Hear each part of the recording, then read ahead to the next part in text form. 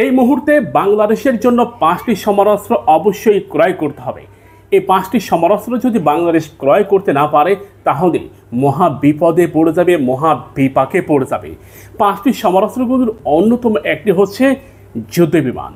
বাংলাদেশের সামরিক বহরে মাল্টিরোল কোনো ফাইটার জেট নাই, যেখানে আমেরিকা, চায়না, রাশিয়া এরা 6ষ্ঠ প্রজন্মের যুদ্ধ বিমানের দিকে ছুটতেছে, সেখানে 4র্থ প্রজন্মের কোনো যুদ্ধ বিমানও আমাদের সামরিক বহরে নাই।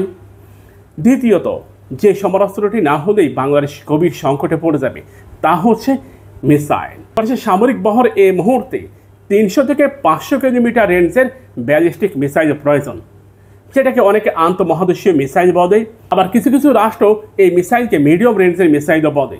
যাই হোক, এই মুহূর্তে 300 থেকে 500 কিলোমিটার রেঞ্জের মিসাইল আমাদের প্রয়োজন, তা না হলে গভীর সংকটে পড়ে যাবে বাংলাদেশ। তৃতীয় যে সমরাস্ত্রটি আমাদের জন্য খুবই গুরুত্বপূর্ণ, না হলে বাংলাদেশ গভীর সংকটে পড়ে যাবে, তা হচ্ছে অ্যাটাক হেলিকপ্টার। অ্যাটাক হেলিকপ্টার আমাদের সামরিক বহরে নাই, তাই এটি আমাদের জন্য খুবই গুরুত্বপূর্ণ।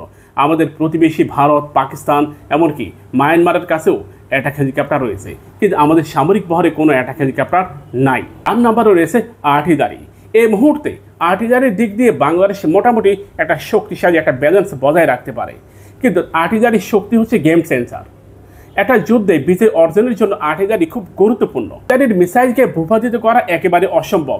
পৃথিবীতে এখনো পর্যন্ত কোনো এয়ার ডিফেন্স সিস্টেম আসেনি যে আর্টিলারি মিসাইলকে ভূপাতিত করতে পারে, এটাকে ধ্বংস করতে পারে। পৃথিবীর কোনো এয়ার ডিফেন্স সিস্টেম এখনো পর্যন্ত তৈরি হয়নি। এমনকি হাইপারসনিক এয়ার ডিফেন্স সিস্টেমও যদি তৈরি হয়, ধারণা করা হচ্ছে আর্টিলারির বিরুদ্ধে মোকাবেলা করার ক্ষমতা কারোই নেই। কমপক্ষে আরও 8 রেজিমেন্ট আর্টিলারির প্রয়োজন। আর্টিলারিকে বলা হয় গেম চেঞ্জার। বাংলাদেশ ইতিমধ্যে 4র্থ প্রজন্মের একটি আর্টিলারি ব্যবহার করে WS-22A আর্টিলারি। এটি চায়না থেকে বাংলাদেশ ক্রয় করেছে। বাংলাদেশে অত্যন্ত গুরুত্বপূর্ণ এই গেম চেঞ্জারটি বাংলাদেশ ইতিমধ্যে অপারেট করতেছে। এবং 5 নম্বরে রয়েছে ড্রোন। এই মুহূর্তে বাংলাদেশের সামরিক বহর অত্যন্ত গুরুত্বপূর্ণ একটি সমরাস্ত্র। ইতিমধ্যে বাংলাদেশ তুরস্কের TB2 বাইকার ড্রোন ব্যবহার করে। বাংলাদেশ ইতিমধ্যে তুরস্কের কাছ থেকে 6টি TB2 বাইকার ড্রোন ক্রয় করেছে।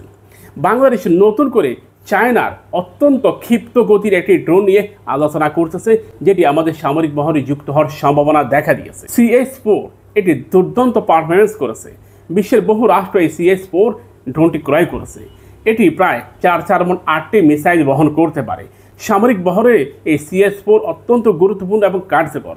এটি একটি মাল্টিরোল ড্রোন হিসাবেও অনেকে চিহ্নিত করে, আবার অনেক রাষ্ট্র এটাকে গেম চেঞ্জারও বলে। তাই এই 5টি সমরাস্ত্র যদি বাংলাদেশ তার সামরিক বহরে যুক্ত করতে পারে, দেখবেন ভারত, মায়ানমার এই রাষ্ট্রগুলির বিরুদ্ধে বাংলাদেশ মোটামুটি একটা ফাইট করতে পারবে। আপনাদেরকে একটু বিশ্লেষণ করি। J-10C সম্পর্কে আপনারা সবাই জানেন। 1 নম্বরে যেটা বলেছি, J-10C আমাদের সামরিক বহরে এমন একটি যুদ্ধ বিমানের প্রয়োজন, যেটা আকাশ থেকে ভূমিতে হিট করতে পারবে, এবং এটা 5 জেনারেশনের না হলে অন্তত 4.5 জেনারেশনে হবে, অর্থাৎ 4.5। বাংলাদেশের এই ক্ষেত্রে তালিকায় রয়েছে J-10C। এটা আপনারা সবাই জানেন। J-10C নিয়ে ডক্টর মোহাম্মদ ইউনূস বহুবার আলোচনা করেছেন, এবং তিনি নিজেও চায়না গিয়ে J-10C নিয়ে আলোচনা করেছেন। সামরিক বহরে যদি J-10C যুক্ত হয়, তাহলে এর সাথে PL-15E air two air missile সংযুক্ত থাকবে। এরপর T-129 অ্যাটাক হেলিকপ্টার।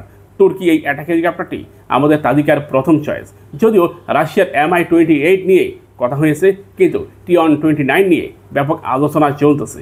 এটি ন্যাটো প্রযুক্তি, তাই T-129 যদি আমাদের সামরিক বহরে যুক্ত হয়, সামরিক সক্ষমতা কয়েকগুণ বৃদ্ধি পাবে। তাও কমপক্ষে 15 থেকে 20টির মতো T-129 অ্যাটাক হেলিকপ্টার যদি আমাদের বহরে যুক্ত হয়, নিঃসন্দেহে আমাদের শক্তির সামর্থ্য কয়েকগুণ বৃদ্ধি পাবে।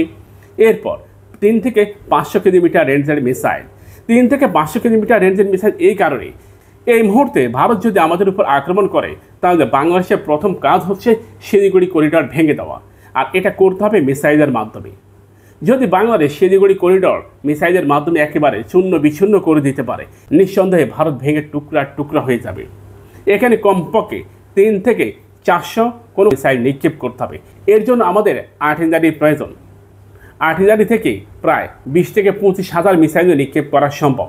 তাই শিলিগুড়ি করিডর যেহেতু বাংলাদেশের একেবারে কাছে, প্রায় 15 কিলোমিটারের মধ্যে রয়েছে, বাংলাদেশ যদি শিলিগুড়ি করিডরে ব্যাপক হামলা পরিচালনা করতে পারে, যেহেতু আমাদের রয়েছে টাইগার মিসাইল, তুরস্কের কাছ থেকে অ্যামাজারাস মিসাইল ক্রয় করেছে বাংলাদেশ।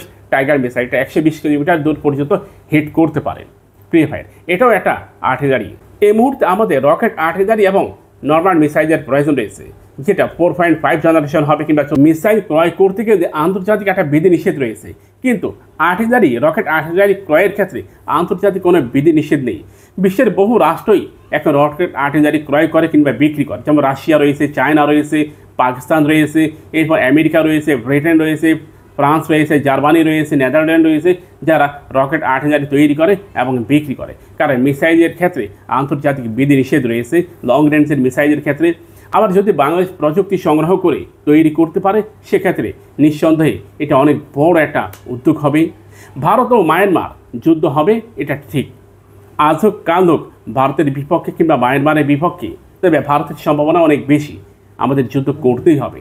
তাই আমাদের শক্তির সামর্থ্য বাড়ানোটা খুবই গুরুত্বপূর্ণ। আমরা মনে করি আমাদের শক্তির সামর্থ্য যদি আমরা বৃদ্ধি করতে পারি, তাহলে আমরা তাদের বিরুদ্ধে সর্বোচ্চ একটা ফাইট করতে পারবো। আমাদের চ্যানেলটিকে সাবস্ক্রাইব করুন, পাশে থাকা বেল বাটনে ক্লিক করে আমাদের সাথে যুক্ত হন।